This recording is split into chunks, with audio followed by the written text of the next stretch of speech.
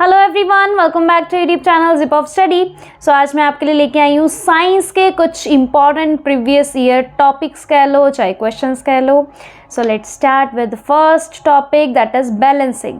तो ये मैंने पिछले 10 ईयर्स में से क्वेश्चंस उठाए हैं जो आपके लास्ट कुछ एग्ज़ाम्स हुए हैं बोर्ड्स के, उसमें जो भी इंपॉर्टेंट क्वेश्चन या इंपॉर्टेंट टॉपिक थे जो बार बार रिपीट हो रहे हैं, मैंने वही कुछ पर्टिकुलर टॉपिक उठाए हैं।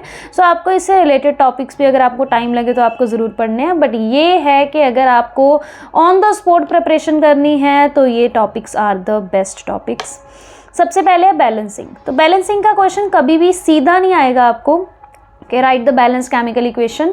आपको यहाँ से एमसीक्यू की फॉर्म में भी क्वेश्चन आ सकता है। लाइक आपको कोई इक्वेशन गिवन हो सकती है, उसके आगे कोफिशिएंट्स लगाए हो सकते हैं ABCD की फॉर्म में, एंड आपको उन ABCD की वैल्यूज़ फाइंड करनी हो सकती है। तो इट मीन्स कुछ इस वे में भी आपका क्वेश्चन आ सकता है। तो वो भी बैलेंसिंग का ही क्वेश्चन है, बस थोड़ा सा घुमा के अच्छी सी फॉर्म देके उसको रिप्रेजेंट करा हुआ है।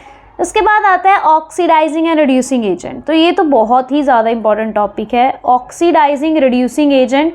तो यहाँ पे हमेशा ऐसा एमसीक्यू का क्वेश्चन बन जाता है कि आपको कोई भी एक केमिकल इक्वेशन गिवन होती है जिसमें आपको ये पूछ लिया जाता है कि कौन सा कंपाउंड ऑक्सीडाइज हुआ है या रिड्यूस हुआ है, या फिर ये पूछ लेते हैं कि कौन उस रिएक्शन में ऑक्सीडाइजिंग एजेंट है या रिड्यूसिंग एजेंट है। तो इसका क्वेश्चन भी हमेशा बोर्ड एग्जाम में आया होता है, तो आप इस बार भी प्रिपेयर करके जाओगे इन क्वेश्चंस को। उसके बाद एसिड्स एंड बेसिस। तो ये मैंने इसलिए लिखा है topic because direct acid basis का कोई क्वेश्चन नहीं है, लेकिन एक केस स्टडी की फॉर्म में, केस स्टडी कह लो चाहे आप एक प्रैक्टिकल क्वेश्चन की फॉर्म में इसका क्वेश्चन आता है एग्ज़ाम में। फॉर एग्जांपल जैसे आपको ये आ सकता है कि अगर स्टमक में एसिडिटी ज़्यादा हो जाए तो कौन सा बेस यूज़ करेंगे हम, एमसीक्यू की फॉर्म में भी आ सकता है, थ्योरी की फॉर्म में भी आ सकता है, केस स्टडी में भी आ सकता है। लाइक अगर सॉइल में एसिडिटी या बेसिक कंटेंट ज़्यादा हो जाए ना, तो आप उसको न्यूट्रलाइज करने के लिए क्या यूज़ करोगे। टूथ डिके में हम न्यूट्रलाइज के लिए कौन सा बेस यूज़ कर सकते हैं। तो मतलब ये सारी क्वेश्चन की फॉर्म आ सकती है आपको एसिड बेसिस वाले टॉपिक में से, और इसमें भी हमेशा क्वेश्चन आया हुआ है हर साल में, तो इसलिए मैंने टॉपिक नोट डाउन करा है। उसके बाद है कार्बन एंड इट्स कंपाउंड में से कोवलेंट बॉन्डिंग पे क्वेश्चन। आपको इलेक्ट्रॉन डॉट स्ट्रक्चर गिवन हो सकता है, आपको ये बताना होगा कि कौन सा स्ट्रक्चर करेक्ट है एमसीक्यू की फॉर्म में, या फिर थ्योरी की फॉर्म में आपको सीधा कोवलेंट बॉन्डिंग आ सकती है किसी भी कंपाउंड की शो करनी, या फिर किसी भी आपको इलेक्ट्रॉन डॉट स्ट्रक्चर दे सकते हैं किसी भी कंपाउंड का। ठीक है जी, तो यहाँ से भी क्वेश्चन हर साल आया हुआ है। उसके बाद है रिसेसिव एंड डोमिनेंट ट्रेट। तो ये है हमारे हेरिडिटी चैप्टर में से। तो यहाँ से टॉपिक कुछ ज़्यादा बचे नहीं है क्योंकि एवोल्यूशन कट हो चुका है, तो सिर्फ हेरिडिटी बचा है। तो उसमें से भी कुछ गिने चुने क्वेश्चन बनते हैं। तो उसमें रिसेसिव और डोमिनेंट ट्रेट का एमसीक्यू हर बार आया हुआ है। Sometimes it came as MCQ and sometimes assertion reason. So ये भी टॉपिक इम्पॉर्टेंट है। उसके बाद रिप्रोडक्शन वाले चैप्टर में से एसटीडी के ऊपर क्वेश्चन आया हुआ है। STD means sexually transmitted diseases. तो आपको यहाँ से भी क्वेश्चन आ सकता है, या फिर कई बार क्या कर देते हैं कुछ एमसीक्यूज़ में इन्होंने ऐसे दिया हुआ था कुछ एग्जाम्स में कि बैक्टीरियल और वायरल इन्फेक्शंस जो हैं वो लाइक कौन सी इन्फेक्शन करती हैं ना, कौन सी डिसीज़ करती हैं, ये पूछा गया है। या सीधे ही कई बार किसी क्वेश्चन में एसटीडी के बारे में पूछ लेते हैं और कुछ एग्जाम्पल्स मांग लेते हैं इसकी। तो ये भी टॉपिक इंपॉर्टेंट है। उसके बाद है फार्मूलाज ऑफ इलेक्ट्रिसिटी। तो ये तो वैसे ही बहुत ज़्यादा इंपॉर्टेंट है। ये तो मैं पर्सनली भी अगर इंडिविजुअली भी किसी बच्चे को बताना हो तो मैं यही सजेशन देती हूँ कि लाइट और इलेक्ट्रिसिटी को कभी एग्जाम्प मत करना। तो वो तो बहुत बेसिक और इम्पॉर्टेंट चैप्टर्स हैं, बिकॉज यहाँ से आपको न्यूमेरिकल भी आएंगे। देखो मैंने लास्ट टॉपिक यही लिखा हुआ है, numericals of light plus electricity. ये तो बहुत ज़्यादा इंपॉर्टेंट है। तो आप अपने नियर अबाउट 10 मार्क्स पक्के कर सकते हो अगर आपको ये न्यूमेरिकल्स और इनके फार्मूलाज वगैरह अगर आते हैं। तो ये जो मैंने ये टॉपिक लिखा है फार्मूलाज ऑफ इलेक्ट्रिसिटी, ये इसलिए लिखा है क्योंकि इस टॉपिक में बहुत बार क्वेश्चन कैसे आया हुआ है, एमसीक्यू की फॉर्म में क्वेश्चन पूछा गया है हर बार कि आपको फार्मूलाज दे दिए जाते हैं कौन सा फार्मूला करेक्ट है।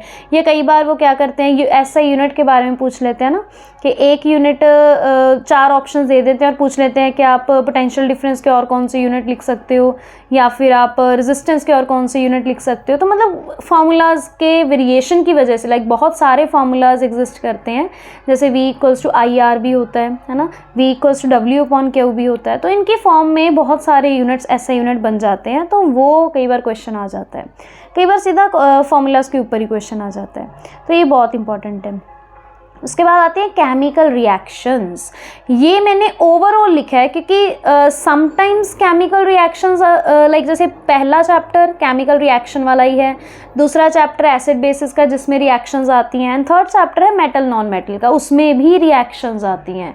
तो ये ओवरऑल केमिस्ट्री में से लिखा गया है रिएक्शन वाला टॉपिक, क्योंकि रिएक्शंस किसी भी चैप्टर में से आ सकते हैं और इसमें से क्वेश्चन डेफिनेटली बहुत सारे होते हैं।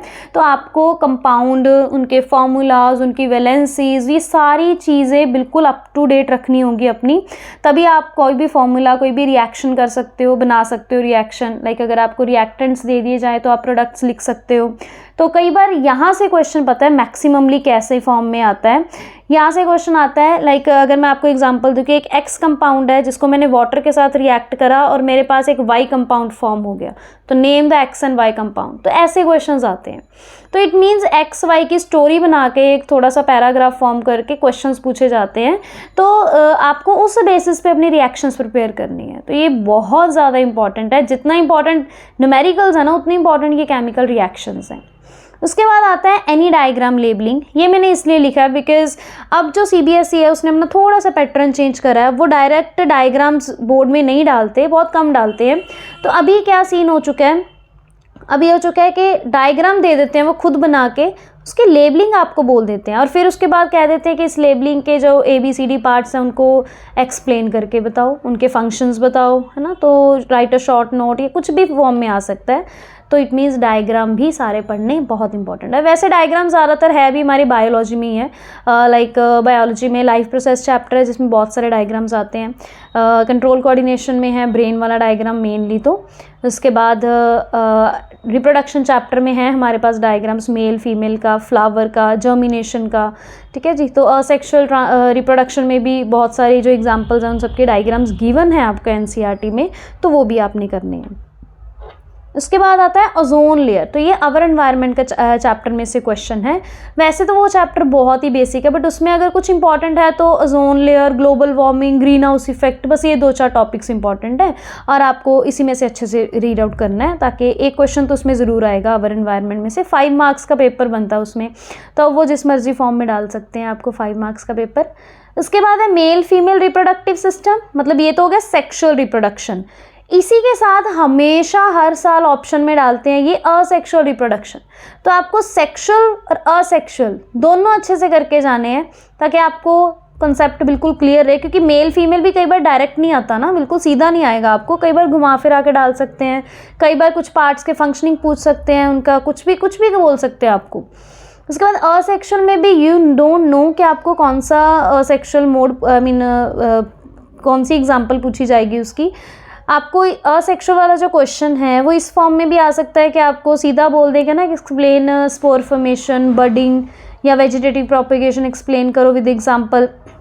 या आपको इस वे में भी डाल सकते हैं इसका क्वेश्चन कि लाइक मैं आपको एग्जांपल दे दूं कि हाइड्रा किस रिप्रोडक्शन मोड की एग्जांपल है ना, कौन सा मेथड यूज़ होता है हाइड्रा में सेक्सुअल रिप्रोडक्शन का, तो आपको वो एक्सप्लेन करना होगा। तो मतलब आपको एग्जांपल्स भी याद करनी है।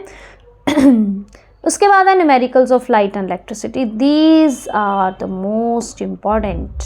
न्यूमेरिकल्स तो आप चाह के भी छोड़ के नहीं जा सकते, बिकॉज यू डोंट नो कि लाइक अगर न्यूमेरिकल के साथ न्यूमेरिकल की ही ऑप्शन आ गई, और में मैक्सिममली ऐसा ही करते हैं ये, लाइट के चैप्टर के साथ लाइट के चैप्टर की ही न्यूमेरिकल की ऑप्शन आ जाती है, तो फिर आपके पास कोई रास्ता नहीं बचता दूसरा कि आप कौन सा क्वेश्चन सेलेक्ट करोगे। सो इसलिए these are some important topics of your science, like जो मैंने प्रीवियस ईयर में से उठाए हैं। सो आपको ये सारे टॉपिक तो प्रायोरिटी बेसिस पे पढ़ने हैं, उसके बाद आपके पास टाइम है, you don't want to like आप कोई भी नहीं छोड़ना चाहते, सो आप ये सारा कुछ पढ़ के उसके बाद अपना बाकी सिलेबस कर सकते हो। सो ये है कुछ मेन टॉपिक्स जो प्रीवियस ईयर क्वेश्चंस मेरे एंड बाकी के क्वेश्चन हम नेक्स्ट वीडियो में देखेंगे।